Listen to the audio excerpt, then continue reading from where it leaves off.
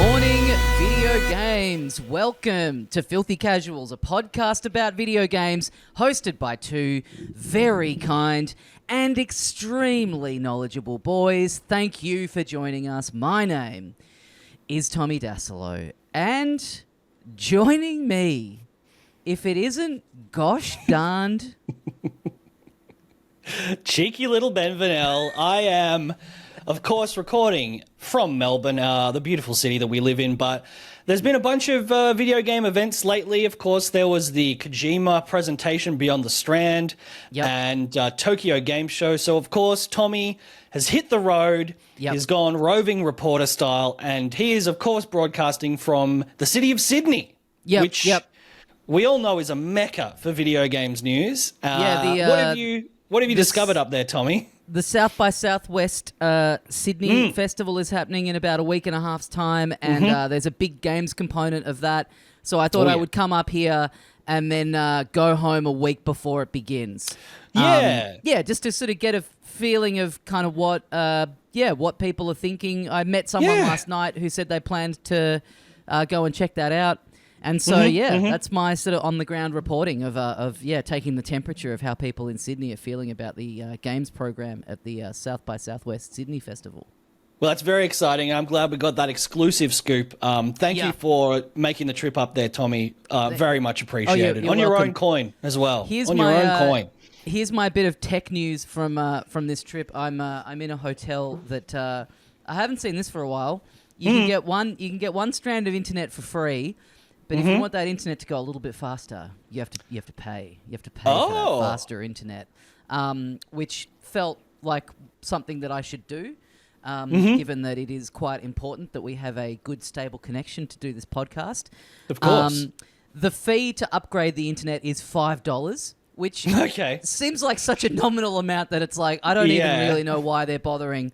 And I haven't seen this in a very long time. The way that you get it is you go down to the front desk and pay them your $5, and then you get a little bit of paper with a little access code on it. Oh wow! Oh wow! Feels very old school, very tactile. A little very coupon. 2010 sort of vibes. A little Sydney. Living in the past, as we all know. Hard copy, pass code for my high-speed internet. Fuck. I remember I was in I think it was a travel lodge in the UK, and they just give it to you on like a branded business card when you check in, which is that's common. You get there might be like a password for it or whatever. I gotta say though, it's been so long since I've stayed in somewhere that you have to pay for the internet. That really, because for a long time it felt like the nicer the hotel, the more likely you would have to pay for the internet, and the more expensive it would be. And it's like, this room is like $400 a night.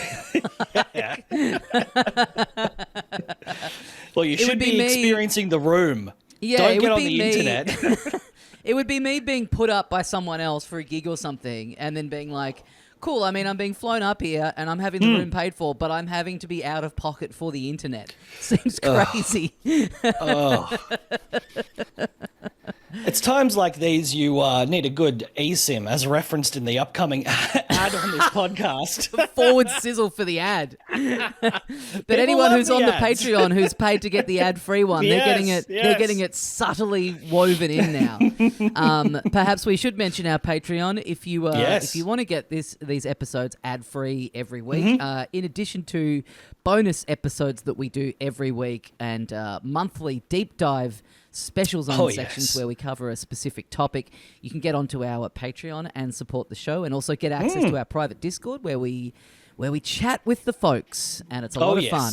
And whenever a massive game comes out, there's always a good bunch of chat about that. Lots of Yotei chat this week. And still the pets thread is popping off. A lot of cutie pies being posted in there. But every month we do. People will know if they've been long-time listeners. We used to do these premium episodes we put on Bandcamp and sell for like $1 or more. But that is just part of the Patreon now. There's that one tier where you get everything, and that is, monthly premium eps. The last one we did was video game buzzwords over the years. So like cell shading, blast processing, all of the kind of like campaigns that Nintendo and Sega used during the 90s. Before that, Tommy took us through the Simpsons video games. Yeah. And then, every single week we do the bonus ep where we talk movies and TV and stuff. And once a month, it's a mailbag. So, shit tons of stuff on that $10 US tier, which really is the reason we're still doing the pod, it's the reason we're able to, I guess. Yeah. And it's really, really very much appreciated. But we think that we give a lot of stuff back. We really give back to the community. It's the reason I'm able to afford to pay for internet when I when I go to another city. Not just using the free version of it, which I imagine would be fucking shithouse. Oh, yes. But filthycasuals.com.au for links to that and everything else. Yep. But there's been a shitload of stuff going on in the past week or so. We I think we're like a day early for a couple of releases. A couple of big news stories dropped right after we recorded. Yep. What do you want to talk about first? I think there's a couple of... Yeah. Oh, go for it. I was going to say one thing we did forget to cover last week, which had happened already. Not that there was tons in this, but Kojima Productions had their own Beyond The Strand live stream, they called it, to celebrate the studio's 10th anniversary. And there was some interesting stuff in that I think is worth talking about. For sure. We're both big Kojima fans. In fact, yesterday I walked past the very venue where we saw him live a couple of months ago. Oh, yes. Yes. God, it was good to see him in person. That was also a wonderful Filthy Casuals junket where we heard about the South by Southwest Festival. We heard tell of it from the main programmer, or one of the main programmers. Yep. So this has been a long time coming. This festival is really embedded into the DNA of this show, isn't it? It really is. Shout out to Felix. We love the great man. And there was a bunch of stuff here. I can't remember. I guess this was released as part of this.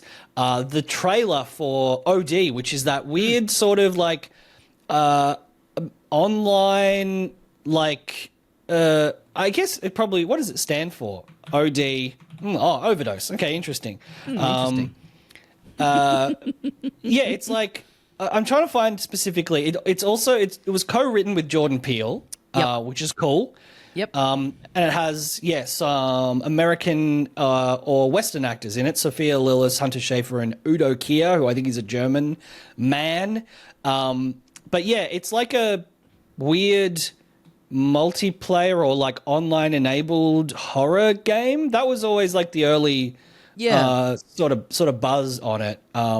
Very, very like experimental and avant-garde, I think Kojima's described it as. We saw a very creepy first trailer of it. It sounds cool, and it is kind of like a lot of Kojima stuff. It's sort of hard to tell this far out, like what this sort of exactly is.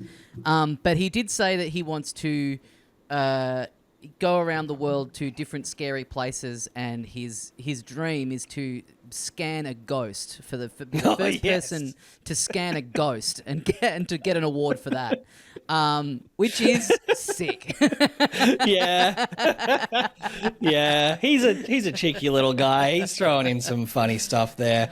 I've been reading a lot about Shigeru Mizuki. I think I'm getting his name right. He's a manga guy. He had this famous series about yokai, and he got really into Japanese like mythological ghosts and stuff, and ended up becoming like, he was kind of writing comics about them, and then he got so into that world that he ended up sort of being crowned as like the world's foremost authority on these kind of paranormal things. And people would get in touch with him and be like, I think there's this freaky little fucking ghost cunt in the woods near my house, and he would like travel out there. So he just, beyond just writing about this stuff, he ended up like just traveling around to try and find out more information about ghosts in the real world. And it amazing. just like Man, what a fucking cool life. Yeah.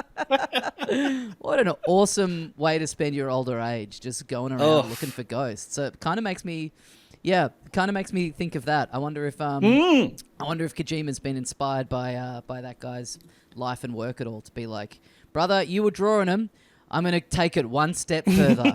I'm going to scan them into my computer so that in Death Stranding 3, a spectre can give you, a poltergeist can give you the task of bringing it some KFC. Yes. But yeah, this trailer was great. It's very creepy. Of course, he worked on PT, which was the playable teaser, I think it was, for this first-person horror game that never came to be. We've talked about that a fair bit. It's like people who had it on PS3 or whatever just never updated it, never connected to the internet so they could keep it forever. Yeah. Can't you, like, you can buy, like, people every now and then auction off, like, PS3s that still have it installed for, like, crazy amounts of money. Yeah. But yeah, cool, like, weird, like, redacted intro thing, which I thought was great. Really good technique for generating that mystery. And then, yeah, like a little bit of gameplay where there's a character kind of walking around this room. It's like a stormy day outside. It's pissing down. They start lighting these candles, and then shit starts getting scary. Starts getting spooky. It's cool that he's so heavily aligned with PlayStation, but he's doing this as an Xbox thing. Even at the time, like they announced it, which was like years and years ago. I guess a bit after the first Death Stranding, maybe. Odd. I mean, we'll see. We'll see if Xbox still exists by the time it comes out. Totally. Yeah, because we've been talking a bit recently about the games release schedules from like announcement to release is getting shorter. The idea of announcing something with like 5 years to go, and you know, Wolverine kind of feels like one of the last ones of like we heard about this a long time ago, and things now are just like, hey, guess what? This is out in 3 months. But Kojima might be one of the last people to still really be doing this like really drawn out schedule, because he also revealed in this presentation, how the hell do you say this? Fizzint? Fizzint, because it's like physical intelligence or something like that, I assume. Okay. Fizzint. It doesn't sound good to say, actually. I've never said it out loud. It looks better in print than it sounds out loud, which I guess when it comes to games is like, how often... I mean, it's really only cunts like us that are ever going to have to say it out loud. No one's going into the shop to ask for it. Yeah. Like, most of your communication about this stuff is probably like online in a Discord or whatever anyway. But this is like still in the conceptual phase. He's just like, working on stuff. He's showed this very cool. I love this poster. Yeah. But this is years and years and years off seeing the light of day. Absolutely, and the description of it basically sounds like Metal Gear Solid. So, which is exciting. You know, there were elements of Death Stranding 2 that lent more into, you know, the combat, and that was very reminiscent of Metal Gear Solid 5, at least for me, having played that, like kind of like managing that gear, managing your approach to these bases and stuff like that. And having played Delta as well recently, getting a brand new spy game from basically the master of them in video games. Absolutely. You know, as an industry, fucking super psyched for this. Yeah, the poster is really cool. It's kind of like a shadowy figure, kind of holding a gun, walking through a cityscape. And then the tagline for this game is "Here comes the feeling," which sounds more like the chorus from a Carly Rae Jepsen song than something that's going to get me hyped for some tactical espionage. Yeah, it's a chewing gum slogan. It's fucking I don't know, but again, he's always fucking weird and left of center, and that will probably mean something thematically or maybe literally in the game. Don't get me wrong. Yeah. But beautiful stuff from the greatest man of all. And yeah, there's a couple of casting announcements. I don't know. I don't recognize these actors. One of them, Minami Hamabe, was in Godzilla -1. That was the recent Japanese Godzilla film that they released in black and white as well, which is very cool. And then Charlie Fraser, and Don Lee. Oh yeah. They've already started casting it, which is cool. Yeah. Obviously, he's got to get that scanning done very, very early. Oh yeah. Kojima, by the way, I just remembered he's always posting on Instagram and Twitter. Like, he'll post when he's at the movies, and it just ends up. It's like just literally every movie that comes out, he goes to see within a couple of days. Yeah. And it always does give me a kick, just imagining him reading the Japanese subtitle for A Few Small Beers in one battle after another, and just thinking like, God, I wonder what he made of that. But he's a big music fan too, and he posted the other day that he was listening to the just released best of compilation that the band Hot Chip have put out. And it did make me go like, God damn it, someone's got to get my stand-up special in front of him. Because if he likes the band Hot Chip, boy, have I got a stand-up routine for you. Man, you are 1 degree of separation. You are literally 1 degree of separation from Hideo. Me and Alexis in the next Death Stranding. As two guys that keep getting mistaken for each other. You go to deliver and you walk up and it's you, and it's like, I didn't order anything. I didn't order a synthesizer. and meanwhile, Alexis. Meanwhile, Alexis is like, what's this little anime figure? I've got no interest in this. I didn't order a pizza from Shawcross at 3 a.m. Oh, yes. Now we're cooking. Oh, fuck yeah. Oh, yes. Then, a few other interesting things. I think, we'd already maybe talked about, or at least maybe just off air talked about Mosquito, the anime, which... Set in the Death Stranding world. Great title. Yes. And excited to see this. I think that world is I'm glad that they're doing stuff that is not just like a straight adaptation. I think like we talked about this, that like that world is so rife for like, you can easily just have like a side story of a different guy. But using all of that cool imagery and tech and seeing that rendered in a slightly different style, I'm pumped for this, and it's being animated in a pretty cool looking way. Yeah. Then we got this Pokemon Go or Death Stranding Go, I guess. Which I guess that's cool. I mean, it's cool for someone. I don't think I'll ever engage with it. I saw someone. Where was I? I was in the line for like a banh mi. And someone was playing Pokemon Go in the line. Yeah. And I was like, fuck, people still play that. And I guess there would still be a huge community of it, because it was at one point the biggest game in the world. Pokemon Go to the polls, remember that? Oh, yeah, fucking hell. It was big enough that someone thought, if I reference this, it's going to win me an election. And it did. But don't know much about this. It is Death Stranding, that is the setting. And I guess you're probably delivering stuff, right? Getting likes and cool. doing that community thing. Yeah.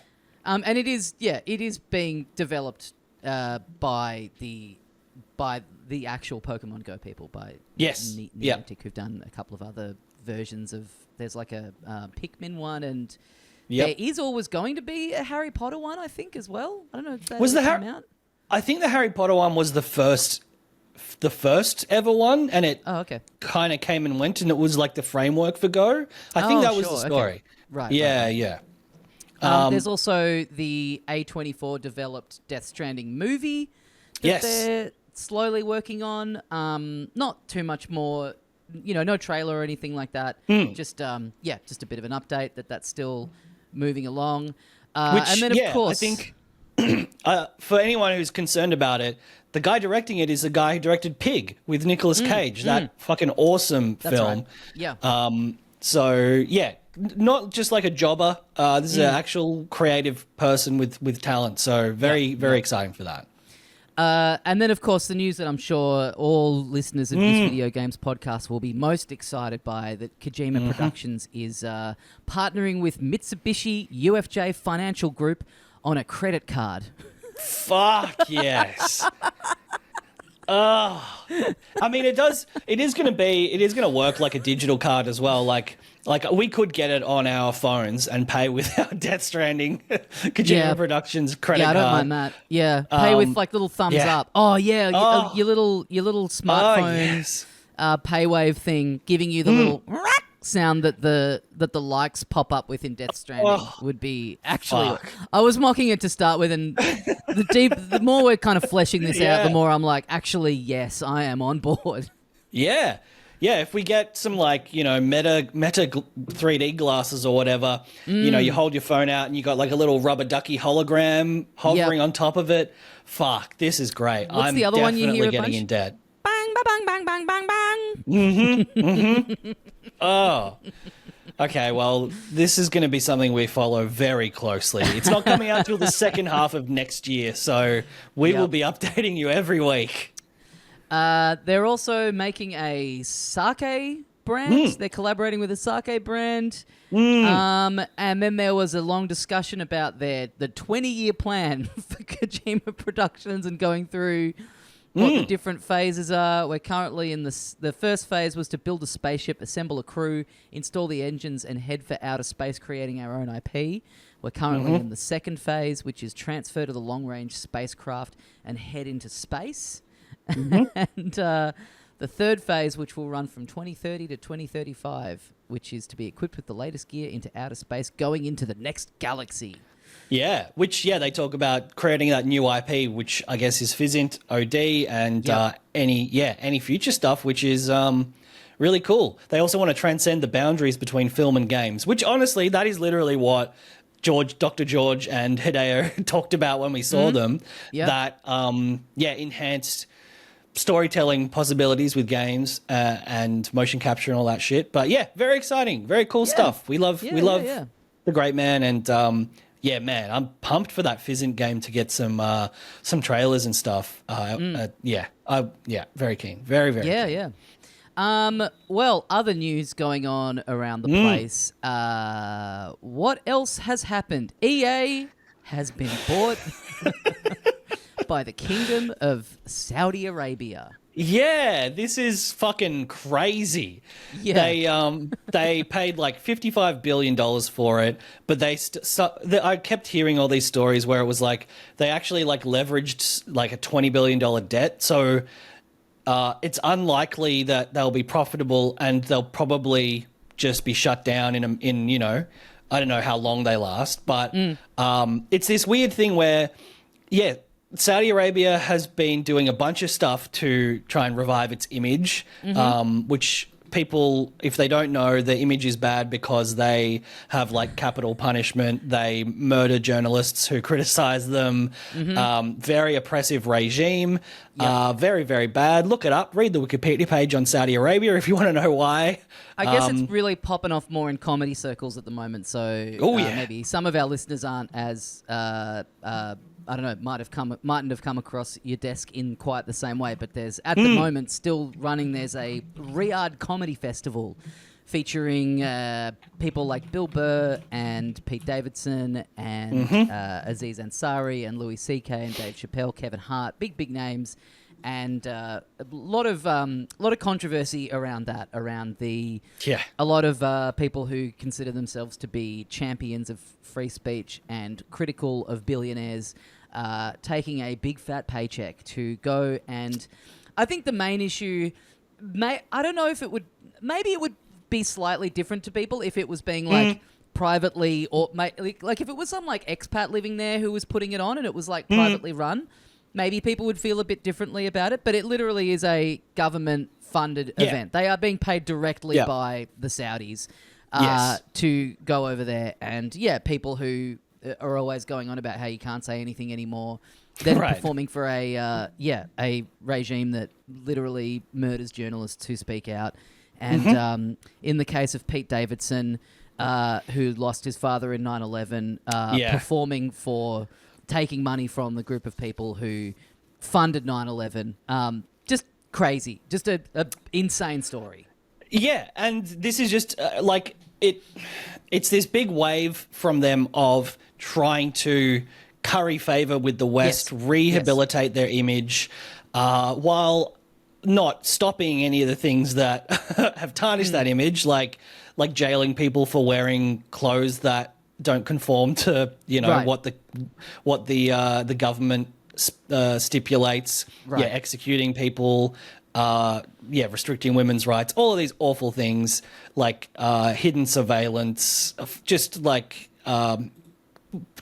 probably the most public example of a country being fucked without launching a genocide, I guess. You'd probably have to say. Totally. But now, assuming that, but now we are giving you FIFA. We now have the rights to FIFA. And you playing that is because of us. So come on, let's call it even. Yeah, but of course there will be a few changes to some of the EA franchises. If you miss a penalty in the sports game, you do get beheaded. Yep. If you miss a touchdown in Madden, I believe you do get beheaded. Yep. And I would be careful reviewing the games from this point on, because I feel like some people from IGN might mysteriously go missing inside an embassy and never resurface. Do you think the Bonesaw will be paid DLC, or do you think that'll just be maybe a pre-order bonus? You get. Oh yeah, I hope so. Yeah, but just real bad stuff. I think that deal was also helped to go through by Jared Kushner, who is what is he? He's Ivana Trump's husband. Ivanka? Which one? I can't keep up. He's Trump's son-in-law. He's part of the US government, so all of this is kind of fucked. Yep. If you want a great reason to boycott a video games developer, aside from price increases, this is one I can get behind. This is really one I'm happy to champion. If you've been sitting around being like, God, I haven't boycotted anything for a while. Fuck, I'd really love an excuse to not do something and be on my high horse about it. Yeah, but genuinely, this is real bad stuff, and I certainly will not be purchasing any products from EA from this point on. Yep. Unfortunately, it got quickly overshadowed by Xbox raising their prices. Yeah. And people going nutso about it, which, is not ideal. There's a great article about this. I think, where did I read it? It might have been on IGN, where it was basically about the issue of raising the price of Game Pass is not so much just things costing more or them being price gouging. It is an issue of making a promise to their consumers years ago that this is what Game Pass is. It's an affordable alternative to purchasing games outright. And there's this whole big library, and you get day one first-party releases and all of that stuff. And, kind of the problem with this announcement is they're walking back a lot of those promises, and if you can't afford this now, then you can't... You've all your access to these games that you've played over the years on Game Pass is no longer available to you. And because you haven't bought them, then... you're just put in this shit position of being like, well, if I'm boycotting Game Pass, which a lot of people have, a lot of people have cancelled it, a lot of people are speaking out against it, then you've got to go, I don't know, buy all your games file again. That I've put 100 hours into. Yeah. I will say that is that's kind of always been an inherent part of the Game Pass ecosystem. Yeah. Like people saying that the price raise means that they're now locked out of those games because they can't afford it. It's like, well, if your circumstances change and you can't afford Game Pass anymore and you have to get rid of it, that was always going to be the case, that you would lose your... It does suck that... And I don't know, maybe there is a way to do this, but I couldn't find a way to do it. I was playing Forza Horizon on Game Pass, and then I bought it on Steam so that I could play it on the Steam Deck. And I was not able to find any way of transferring my save across, even though in both instances it required me to log into a Microsoft account, which you would think would mean that you could, like, if you had the option of going like, okay, look, I've put 100 hours into whatever game, I can't afford the monthly fee of Game Pass anymore. I'm opting out of that. And these 2 games that are on there that I play all the time, I'll just buy them so that I own them and I can continue to play them. But yeah, if you're not able to carry your progress over from Game Pass, that sucks because it's like, hey, I'm giving you the money. I'm buying the game. I'm buying it outright. I'm still, that is shitty. I believe cloud saves are tied to a paid thing. They certainly are for PlayStation. It's part of the PS Plus thing. Yeah. But yeah, I'm pretty sure cloud saves, maybe they're part of a certain tier of Game Pass now, which, that is another issue. But it's I think it's still like a, where was I listening to this? Maybe it might have been on SkillUp's channel, the Australian YouTuber was talking about how, or it may have been elsewhere, if you pitch what the new version of Game Pass is fresh, as if Game Pass never existed and it's some other company, then it actually kind of poses as a pretty good value proposition. Like, to get 400 games or access to 400 games, 75 day one releases, cloud saves, online gaming, all the other stuff they chucked into that top tier now, which is like you get free access to a certain battle pass in Fortnite for $35 a month Australian. Like, well, yeah, that's great. I don't, if I was going to buy one video game a month or half, like one game every 2 months, that's still, more cost effective. And you get access to so many more games. It's just, people, you can't like lie to your consumer, I guess. You can't set an expectation, like literally verbally say that and then go back on it.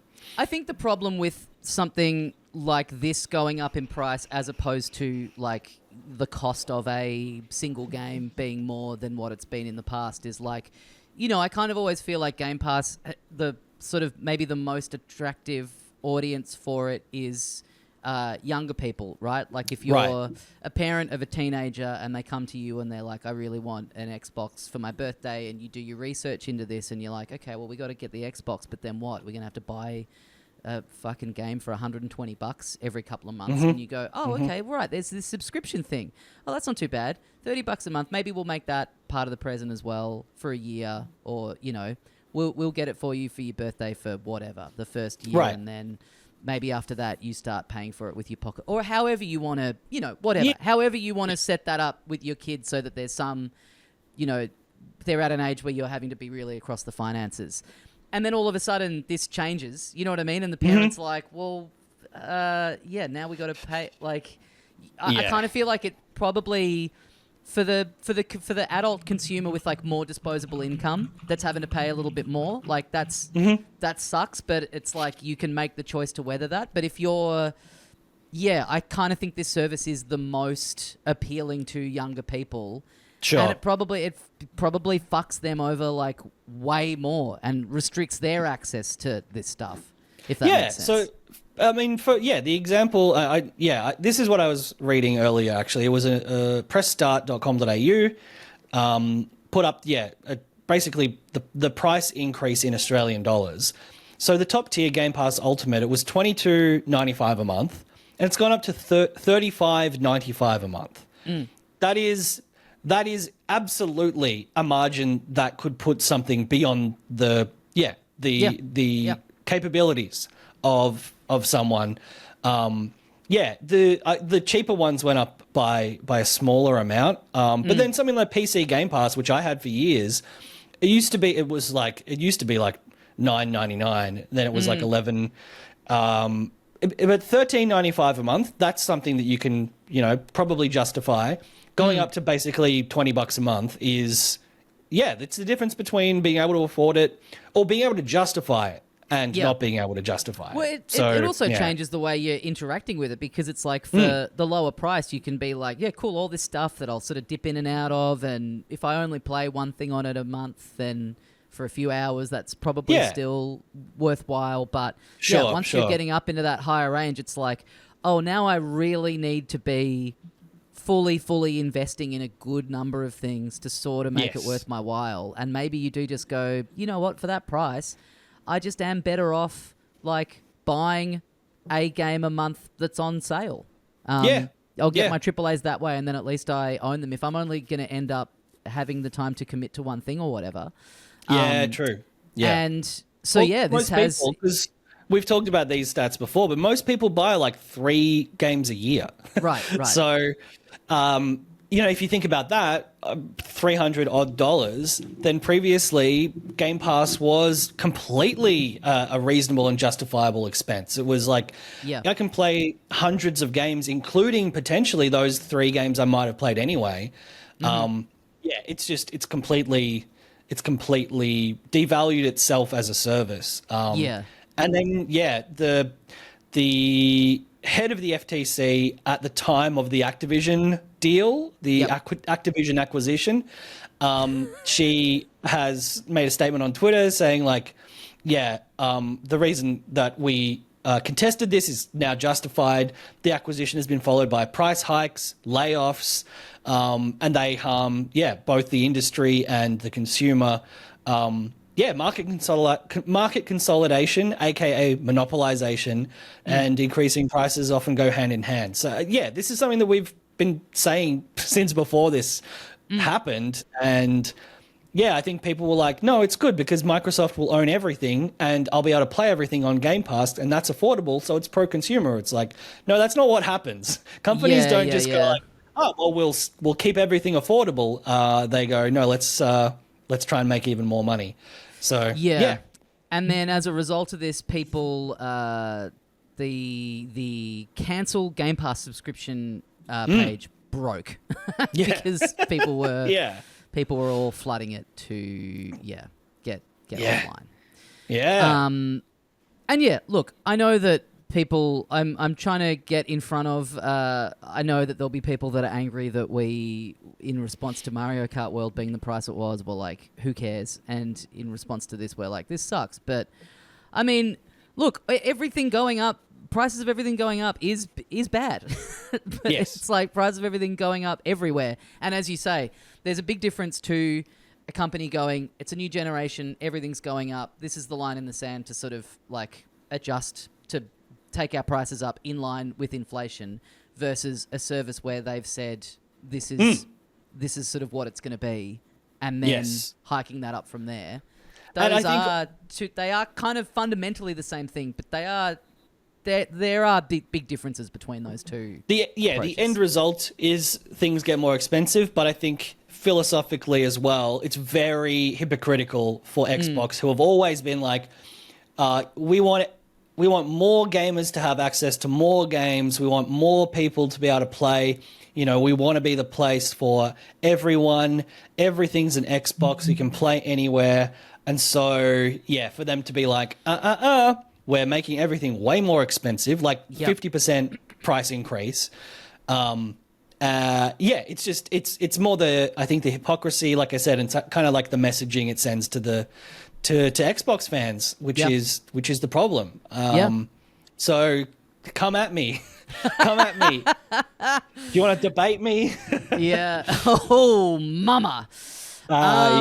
Which, I mean, I've also always said, like, I'm a big PlayStation fan, and I play PlayStation games. It's my favorite platform. I'm not a big Nintendo head across the board. I like certain games. And PlayStation games have always been very expensive. Since the PS5 launched, it was like, well, everything's going up. Everything is going to be, outside of a sale, it's going to be $120 plus.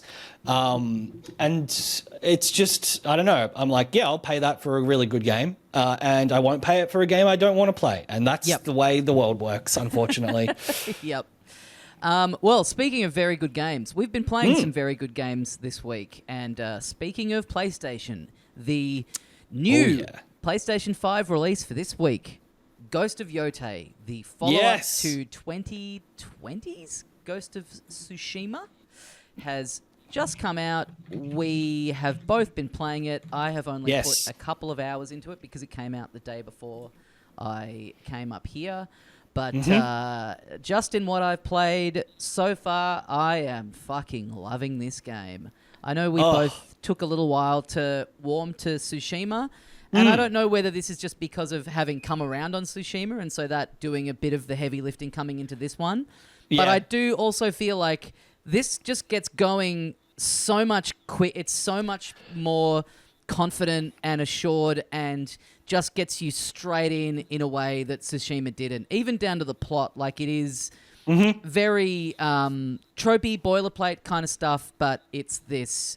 You're a young girl, you watch your family get murdered by this gang of 6 hoodlums, and then we jump forward in time, and you're on a mission to track them all down and kill them and get revenge. That's it. Gets you all into that, shows you all of that straight out of the gate. Your tutorial basically is you sort of turning up to this village and finding one of the guys and taking him out, and that's kind of, and he's like drunk, so he kind of doesn't put up much of a fight, and that's basically how it shows you the mechanics, does it in a very elegant way, and then you're off. And I just don't remember Tsushima having like quite the same sort of snappy hook to it, just kind of straight away. Yeah. It's much more drawn out because I restarted playing Tsushima about a month ago or so, and it's this opening act where you're in the battle on the the beach with the Mongols raiding.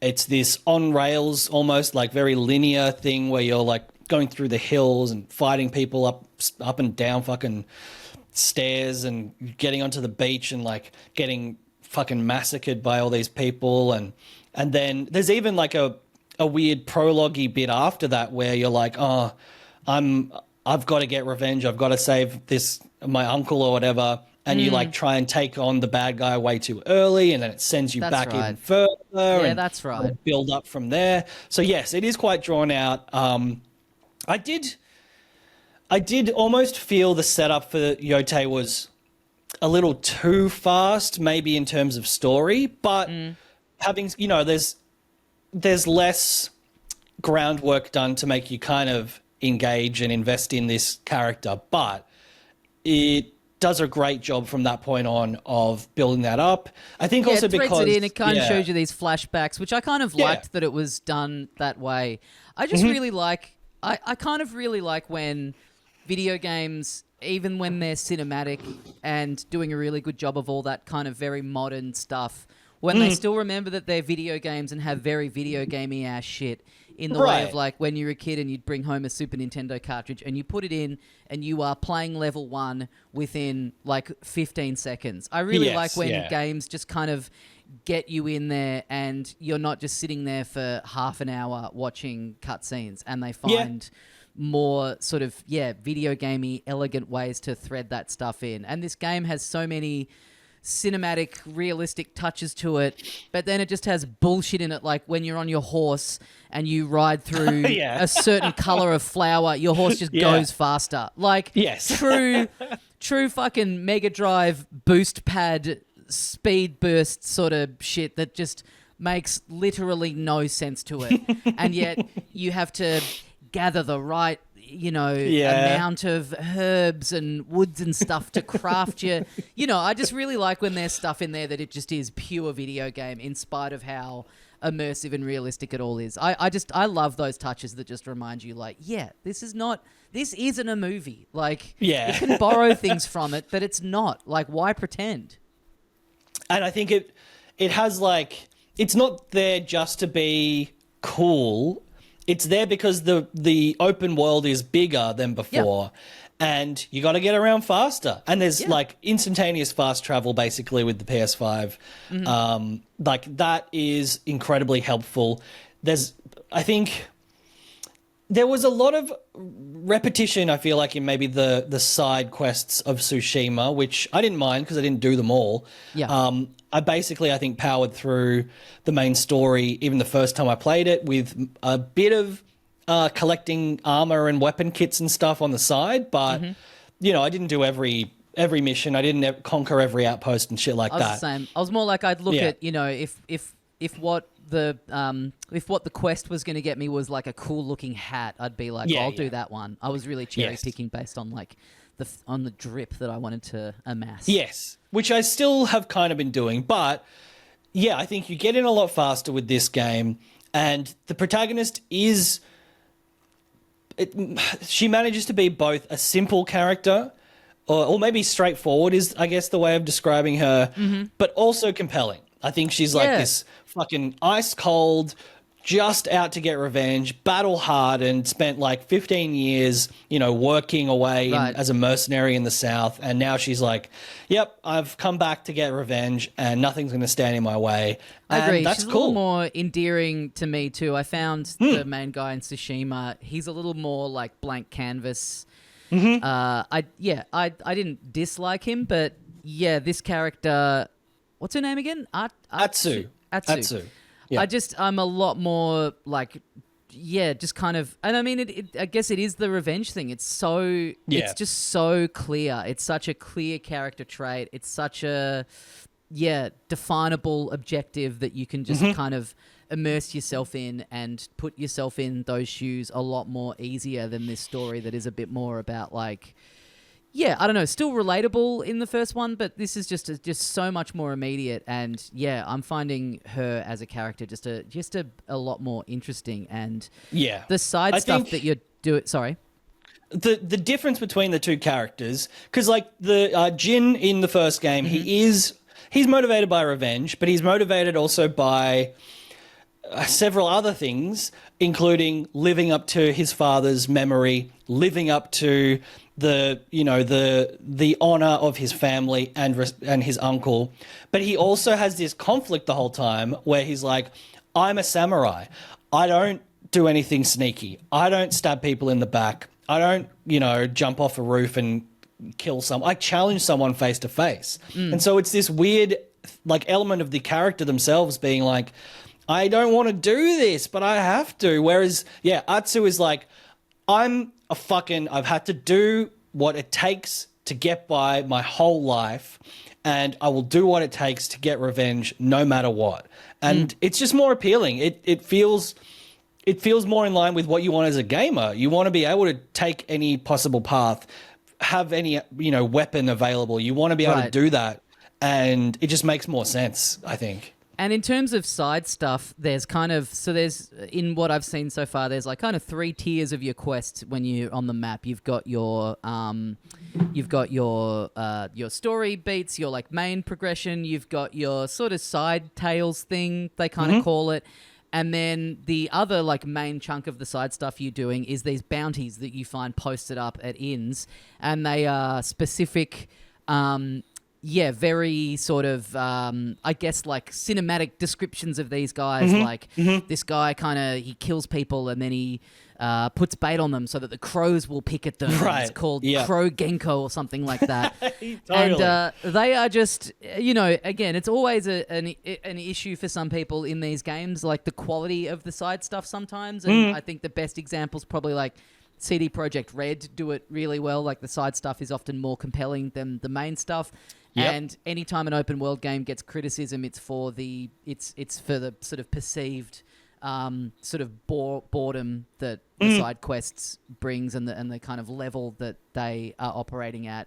Which, I mean, the easy way to write that off is to just go like, well, I mean, it's optional side stuff. Like, does it really matter all that much? But something like this, I find it so, I want to do them all. Like, you find a little thing and you're like, what's this fucking cunt been doing? And just like the way they're described and like the atrocities they've committed, you're like, I'm going to go find this fucking prick and take him out. Like, it just is just that as a conceit of the side stuff to do, when really all it boils down to is go here, he'll be there, you fucking fight him, and then you go back and collect your reward. But it just, just the personality that specifically them being bounties that you are out to hunt down just does make it so much more compelling. And it's such a nice, like, in-world reason to be like, again, if you're role-playing, you're like, And like every bulletin board I've been to has me as a bounty Yes, as yeah, well. yeah, So you're yeah. like,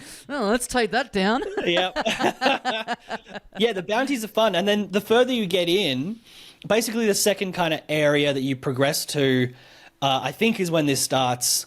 It may just be, it may be tied to how far you are in the story, but it'll be like, oh, when you get there, they're actually the, head honcho of this compound that, it used to be a village and they've taken it over. And so to get to the bounty, you can, if you're like, you've upgraded your heavy bow all the way, you can try and shoot him in the head.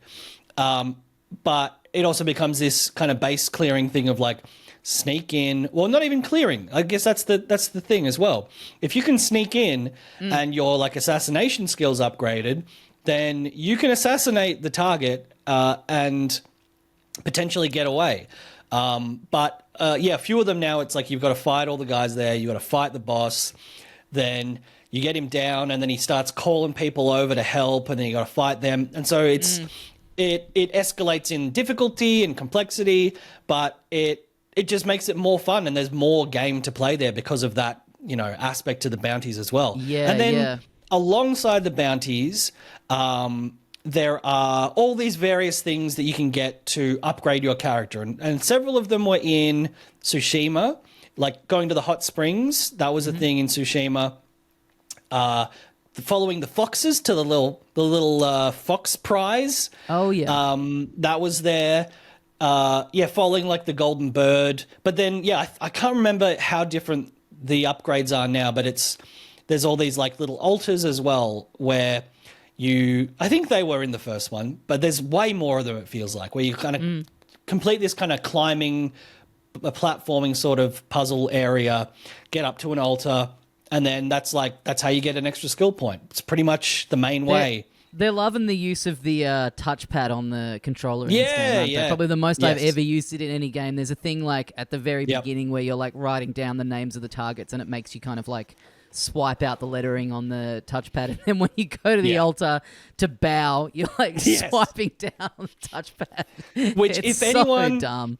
If anyone's learnt Japanese or Mandarin, or I guess potentially Korean on Duolingo, the swiping to draw the characters will be PTSD. Yeah, right. Invoking. Yeah. But it is. I don't know that you. Oh no, because there's a few painting mini games as well where you reuse that sort of style of thing. The music that you play also uses the touchpad. Oh yeah, of course. Which I don't love a lot of it, and there's other things that require kind of like little quick time games, lighting a fire at camp, cooking some food at camp.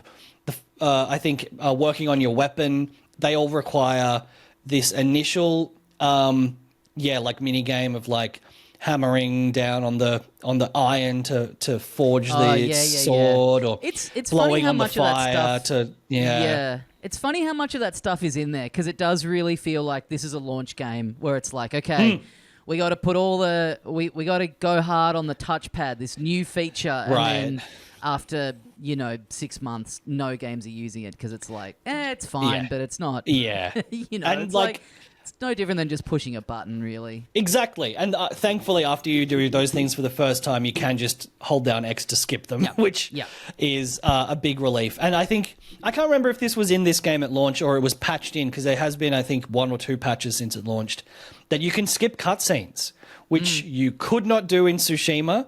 There are certain cutscenes in this where I think they're more in-engine ones or like minor cutscenes you can't skip, but this one... thank Christ, because that was something I noticed replaying Tsushima. You can't skip dialogue, you can't skip cutscenes at all. Yeah, so interesting. you often, like, literally, if you've played it 3 times, if you're replaying, totally, yeah.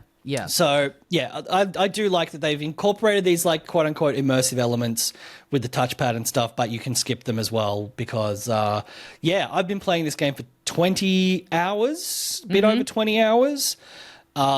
And those things will get repetitive. Apart from that, though, like I've I think defeated, apart from that first guy, maybe one other of the Yotei 6.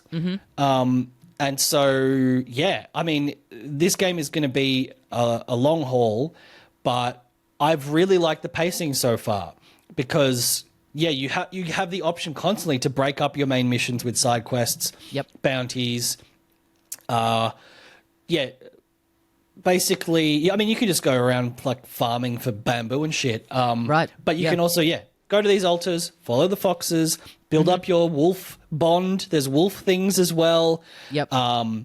You can go to find a person who sells a certain color of armor or a dye or whatever and be like, oh, I want to unlock this. I'm going to go get some flowers. But it also unlocks these weapons along the way, like quite staggered, really. Like you will get dual katanas relatively early, I think. Then you get a spear. Then you get a giant sword. And there are still, I think, elements of the skill tree that I haven't unlocked because I haven't even got to whatever that is in the main story yet. Yep. And so I feel like combat is constantly being refreshed and becoming more interesting each time I get one of these new weapons. Yep. And it allows me to take on these annoying enemies where before I just had to grind away at them, and now it's like, oh, I can parry this in one shot with this. Or so yeah, the integration or like the implementation of the way you unlock these abilities and weapon types and different combat modes is really good so far. And it means like I'm not literally just doing the same thing over and over again. And it also looks fucking gorgeous. It looks so good.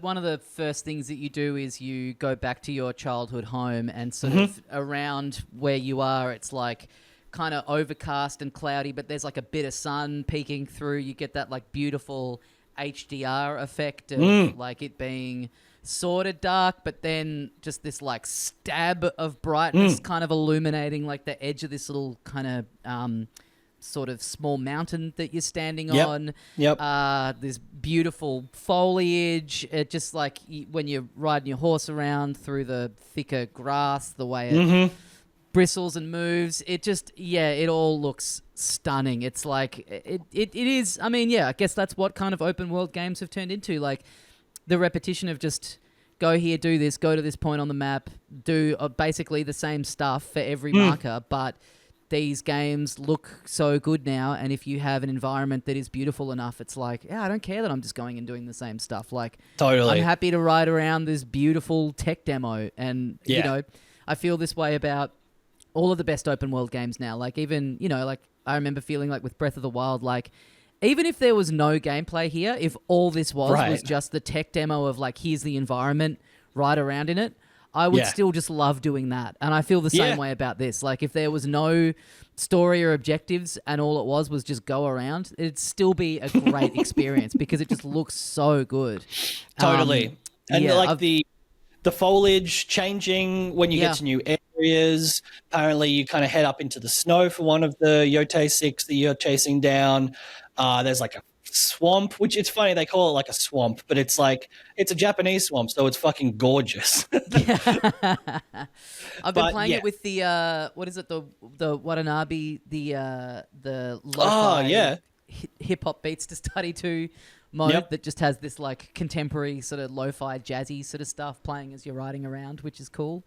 I haven't actually tried any of those alternate styles because there's the Takashi Miike one and the Kurosawa one as well. I will say I've been playing it in ray tracing mode. So there's three options on the PS5 at least. There is performance mode, there is quality mode, and then there's ray tracing mode where I think it's like the resolution is sort of an intermediate one, but the fucking lighting is gorgeous. And I just have not noticed any issues with the frame rate. Like obviously yes, if you switch it to performance straight away and you're like, oh yeah, this is fucking smooth as butter, but I mean, I think it looks good enough for me that it is worth any of that like perceptible slowness. I've been doing it in performance, and I will say the slightly jarring thing is that the cutscenes are all in 30, so it is like it's almost like more consistent. It's more like immersive if you do it on one of the quality or ray tracing modes, because it's like the whole thing is staying 30 then. Like it is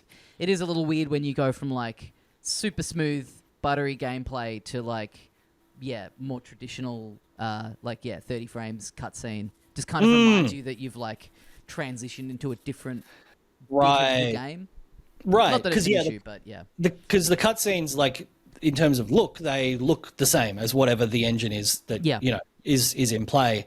But yeah, I can recommend the ray tracing mode. It's not like it's noticeably, there's not frame rate drops or anything. It's just it's a stable 30 frames, and it just looks fucking spectacular. Everything about this game I've been loving so far. It's sort of exactly. I don't know. Would you call it a sequel? No, I guess it is technically, even though it's a different character and everything. But it's kind of it's exactly what you want out of a sequel from a game that was like really good. Had a couple little quirks. I think a lot of people really liked it. I don't think it set the world on fire when it came out. Maybe people came around to it over time, but there's just so much more, refining and tightening of certain things. And, it's almost like the sequel to a 7 or 8 out of 10 is like a better position to be in than a sequel to like a 10 out of 10. You know what I mean? Like you can easily tighten some screws and just like,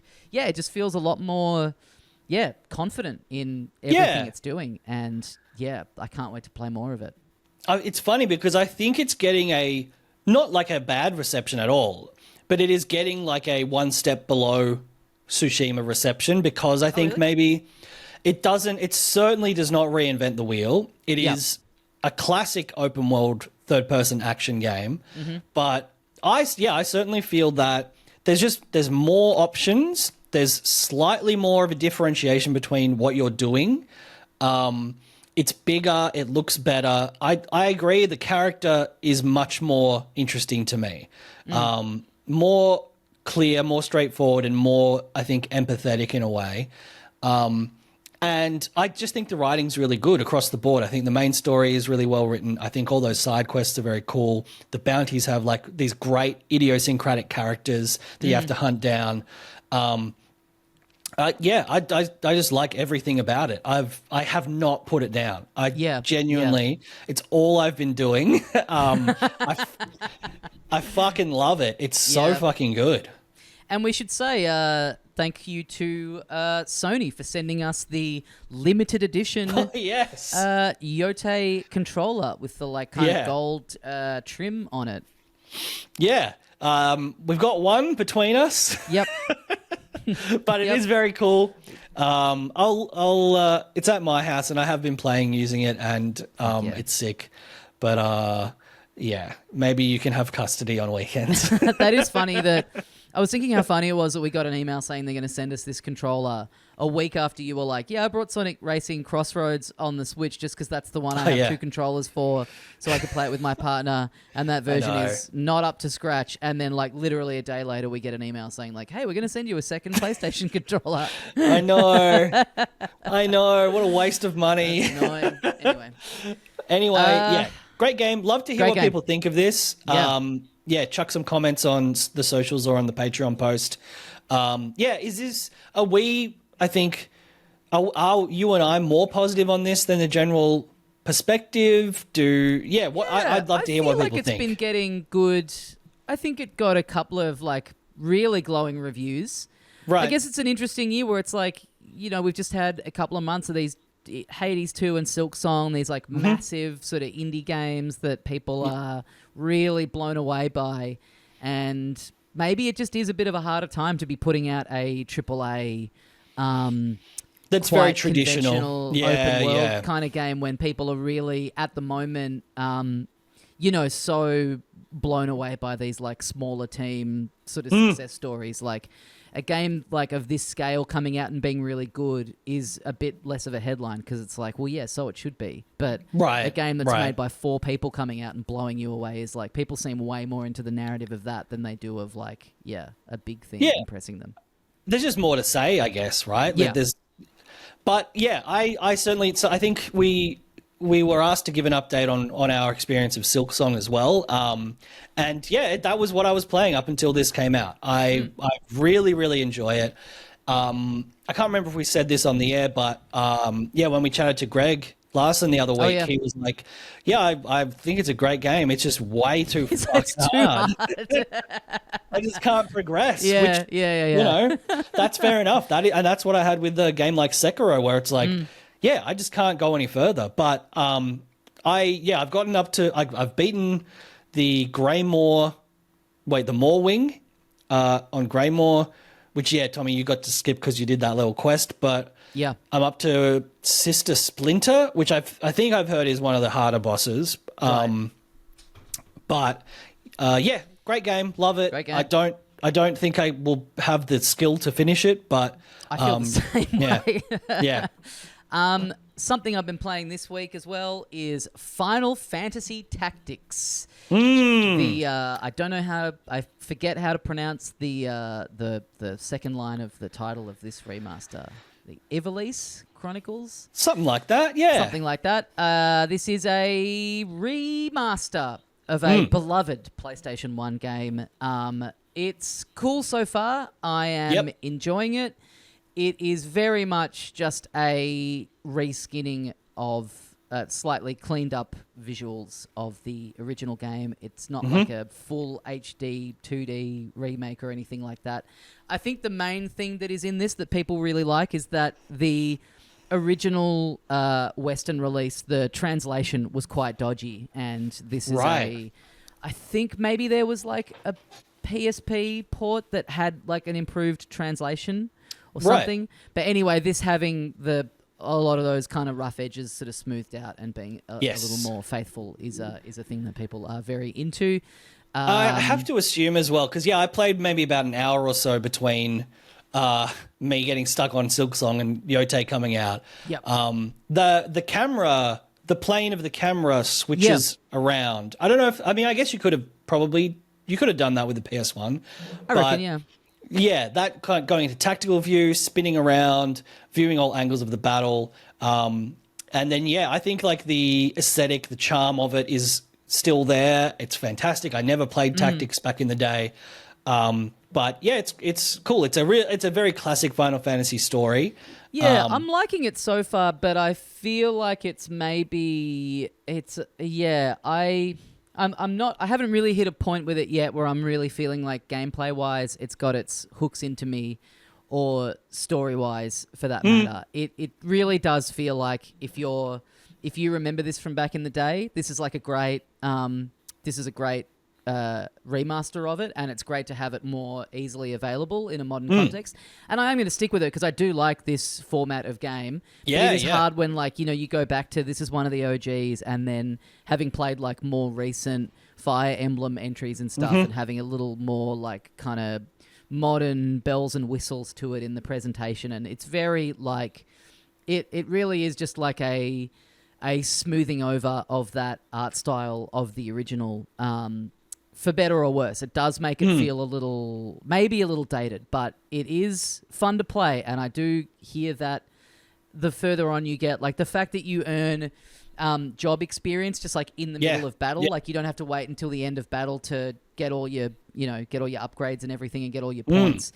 And the thing that is appealing to me is that you can, if you're smart about it, you can build some absolutely insane overpowered characters if you are smart about like you master a job, and then you can just use whatever abilities you want and you can combine them to make an absolute fucking machine.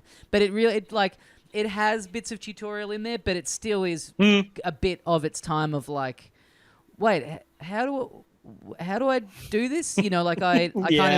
I changed some classes of some of the characters and got in there and was like, oh no, you can't use the white magic because you don't have this thing. And I'm like, oh well, that right. But I didn't know that. That would have been good to know. Yeah. There are a few things. Like at one point, I think just with the main character, it's like you can attack or you can use your other ability. But then for all the other characters that you start using in battle, they don't run you through because they have lots of different abilities and different, ranged attacks and things like that. So you're right. Probably a product of its time. You can just launch the original version as well, which is cool. Which is really cool. Yeah. Yeah, that's a You great can't inclusion. switch back and Yeah. forth between them. You can't cross a save No. over, but it is cool to have that there if you wanted to do like a second playthrough where you go back and do Yeah, it in yeah. the original context. But yeah, I do feel like it's very of its time in that those first couple of hours are a lot of like plodding through menus and figuring stuff out. But the voice acting's great. The story is interesting, and apparently gets more interesting as it goes along. And yeah, this like battlefield tactic stuff and being able to like sneak yourself up around behind someone and just fuck their ass up with your positioning is always very satisfying. Yeah. I definitely, I'll be diving back into it after Yotei because like you say, we love a tactical strategy game. It's good shit. And finally, I've been putting a bit of time into Mario Galaxy 2 on the Nintendo Switch 2, which just launched over the weekend. You can buy Galaxy 1 and Galaxy 2 separately, or you can get them bundled together as a pack. Two of the all-timers, 2 especially, is so fucking good. It looks great on the Switch. They've kind of bumped up a couple of the textures, and if you're playing on the Switch 2, you can play it in 4K. This isn't a remaster or a remake by any stretch, but it is a testament to the just the art design of the original games, that they really don't look very dated at all. There are a couple of little, a couple of things where you can tell that it's originally a Wii game, but by and large, the design of these games is so good. They feel so great to play. What they pulled off with the mechanic of, having no gravity, all these little planets that are all connected that some are flying over to, some are just like, if one's close enough, you can jump up and the orbit of the new planet will grab you and pull you up. And the different ways they manage to build in all these different ideas and all these fun level designs, and this kind of really exemplifies like what Nintendo's philosophy, I think, was sort of up until quite recently for a game like this, of having it really feel like there is so much freedom, even though it really is on rails. Like the 3D, the sort of the zero gravity kind of being able to walk right around a planet thing. It does feel so freeing, but it is always like you are going where the game wants you to go. Right. I always felt with the Mario games, like people have been clamoring for a Galaxy 3 for a long time, and I always felt like I'd rather see them do something brand new with it. But I think it really would be cool to see them do a new version of this game with new tech, with more of their current philosophy of you literally can go anywhere, and we don't care if you accidentally leapfrog all this stuff that you're meant to do. Like in Tears of the Kingdom and in Donkey Kong Bonanza, like you can sort of break the game. You can sort of quite easily go around all this stuff, and it's not like a bug or an exploit. It's just like the way the game's designed, and they're really like, we don't care how you get to the end, just as long as you have fun doing it. And I think it would be cool to see them do a version of Galaxy where it's completely open. All of these little galaxies are connected to each other in one big open world almost kind of thing. If they had a version of this that was just more like, fucking go for it, do whatever you want, could be really cool to see. But in the meantime, if you never played these games, can't recommend them enough. They absolutely hold up. They look great on the Switch. They run really well. And especially if you like 3D platformers, I don't know why you would be listening to this and be needing to convinced to get them, because they're just, they're two of the greats.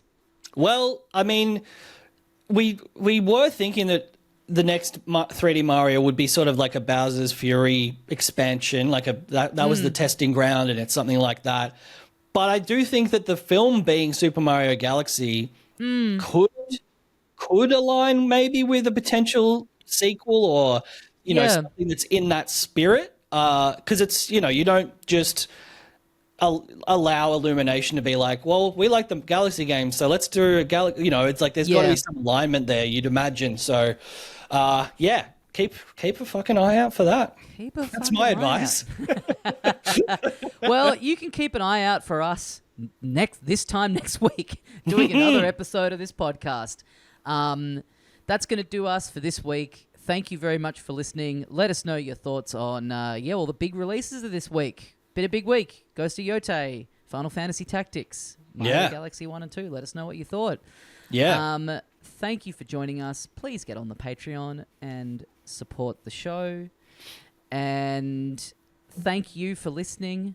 We will see you next time. And as we say here at the end of every episode of Filthy Casuals, thank you once again to our dear friends, the Saudi Arabian government.